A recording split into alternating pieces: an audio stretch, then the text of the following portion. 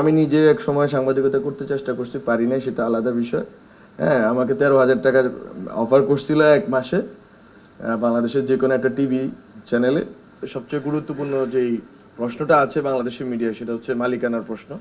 এবং মালিকানার প্রশ্নের সাথে সাথে যুক্ত হচ্ছে আসলে গুড কম্পিটিশন এবং গুড একটা যে বিজনেস যে সুযোগ আছে, কম্পিটিশন এবং বিজনেস, মিডিয়া তো একটা বিজনেসও বটে। ওইটার জন্য আসলে কি ধরনের লিগ্যাল অ্যান্ড আদার্স মেকানিজম আছে, ওগুলোকে এক্সপ্লোর করা এবং ওগুলো আসলে কিভাবে বাস্তবায়ন হবে। তো আমার কাছে মনে হয়েছে যে আমরা যেটা ওয়ান হাউস ওয়ান মিডিয়া যেই প্ল্যানের কথা উনি বলছেন, আপনারা ইতিমধ্যে দেখেছেন যে অনেক পত্রিকা বা অনেক জায়গা থেকে এই জিনিসগুলো নিয়ে অনেক প্রতিবাদ আসতেছে। বিভিন্ন শিল্পগোষ্ঠী বাংলাদেশে গত 15-16 বছর না শুধু, এর আগে পরে মিলিয়ে অনেক মিডিয়া তৈরি করছে। এবং একটা একটা হাউজেরই বা একটা পরিবারেরই বা একটা শিল্পগোষ্ঠীরই দেখা যাচ্ছে 2, 3, 5, 6 করে পত্রিকা বা বিভিন্ন ধরনের মিডিয়া প্রতিষ্ঠান আছে। তো এইটা এক ধরনের গুড কম্পিটিশনের সুযোগকে নষ্ট করছে। এটা হচ্ছে যে সবচেয়ে গুরুত্বপূর্ণ, যে আমরা যদি মালিকানার প্রশ্নটা সমাধান করতে পারি, সেটা আমি মনে করি যে অনেক বেশি জটিল একটা প্রক্রিয়া। কারণ যেই মিডিয়া কমিশনে যেভাবে বলা আছে, সেটা একটা দীর্ঘ সময় লাগবে, একটা সময় দিতে হবে মার্জারের জন্য অথবা একটা ছেড়ে আরেকটাকে এটা বিক্রি করে দেওয়ার জন্য। আমি মনে করি যেটা একটা দীর্ঘ প্রক্রিয়া। কিন্তু যদি আমরা যেটা করা যাবে সেটা হচ্ছে, আমরা সাংবাদিকদের জন্য যে সুরক্ষা আইনের প্রস্তাব করা আছে, আমরা মনে করি এটা ডুয়েবল। এখানে এই আইনের কয়েকটা ধারা আমার কাছে মনে হয়েছে, এবং আমাদের যারা এখানে পর্যালোচনা করছি, যে আমাদের কাছে মনে হয়েছে যে কিছু কিছু ধারাতে আরও বেশি আমাদের কমিশনের সাথে একটু বসা দরকার। আমাদের লেজিসলেটিভ বিভাগ আছে একটা সরকারের, ওখানে পাঠানো দরকার, ওদেরকে পাঠিয়ে দেখা দরকার এখানে কোনো লিগাল লুপহোলস আছে কিনা। আমরা এতটুকু করার জন্য অপেক্ষা আছি। এরপরে আমরা এই আইনটা হয়তো ক্যাবিনেটে তুলবো এবং এটা আমরা যাতে আইনে আকারে আসে সেটা চেষ্টা করব। বেতার, বিটিভি এবং বাসস, আমাদের একটা নিউজ এজেন্সি আছে, এগুলোকে মিলিয়ে একত্রে জাতীয় সম্প্রচার সংস্থা করা, এটার আমি ব্যক্তিগতভাবে এটার পক্ষে। আমি মনে করি এটা আমাদের একটা সম্মিলিত একটা জায়গা তৈরি করবে। স্বায়ত্তশাসনের প্রশ্নটা আমি মনে করি যে আমাদের আরও ডিসকাশন করা উচিত। আরেকটা গুরুত্বপূর্ণ বিষয় মিডিয়াতে আছে, সেটা হচ্ছে বিজ্ঞাপনের হার নির্ধারণ।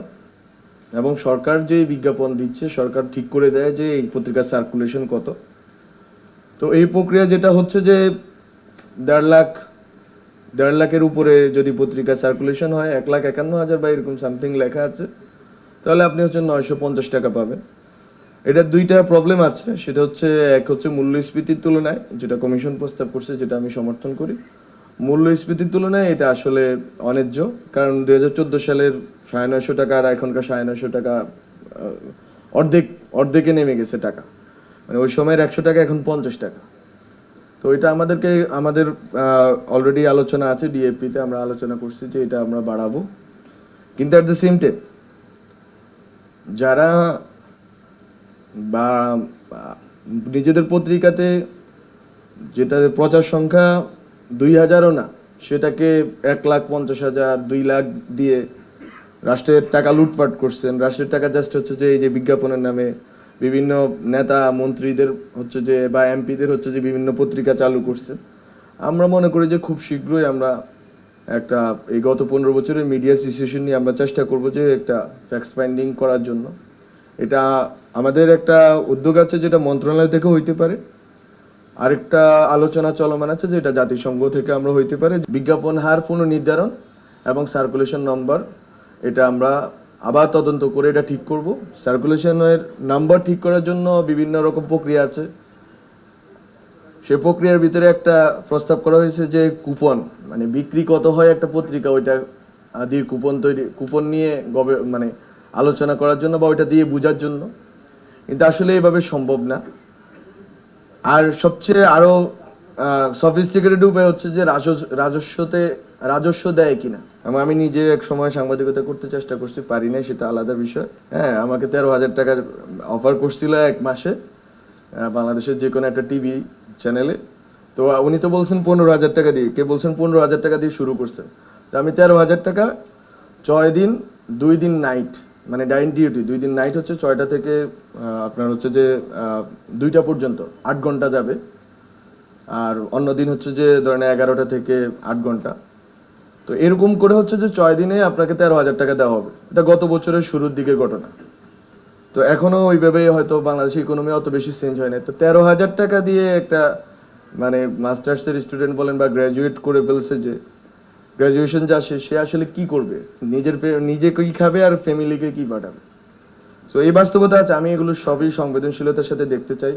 আমরা সরকার সংবেদনশীলতার সাথে দেখতে চাই, এবং যত ধরনের পজিটিভ অ্যাপ্রোচ আছে সেটা আমি নিতে চাই। পলিটিক্যাল আলোচনা, যেটা মামলা এবং হয়রানির বিষয়টা আমি আসতেছি, এটা আমি বলবো। তো আমি মনে করি যে রাজনীতিক ভাবে বা যেভাবে সাংবাদিকদের হয়রানির বিষয়টা আছে, বা মামলা অযথা বিভিন্ন জায়গায় মামলা হচ্ছে, ভুয়া মামলা হচ্ছে, সেগুলো আমরা দেখার চেষ্টা করব। আমরা অলরেডি আমাদের মন্ত্রণালয় থেকে একটি কমিটি করা আছে, তারা এগুলো দেখার চেষ্টা করতেছে। প্রেস উইং যেটা আছে প্রধান উপদেষ্টা কার্যালয়ে, তারাও এই জিনিসগুলো দেখভাল করে। আমরা এই প্রেস ফ্রিডম ডের আগেও আমরা একটা রিপোর্ট তৈরি করার চেষ্টা করছি। আমরা আশা করি এটা পুনর্নিরীক্ষণ করব এবং চেষ্টা করব যাতে সাংবাদিকরা অ্যাজ সাচ কোনো হয়রানির শিকার না হয়। কিন্তুটা হচ্ছে 15 বছরের মানুষের আউটরেজ আছে, এটা আপনাদের বুঝতে হবে।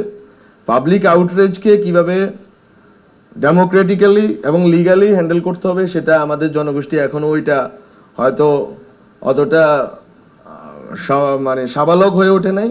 কিন্তু আমি মনে করি যে কোনো হাউসে আজ পর্যন্ত হামলা হয়নি।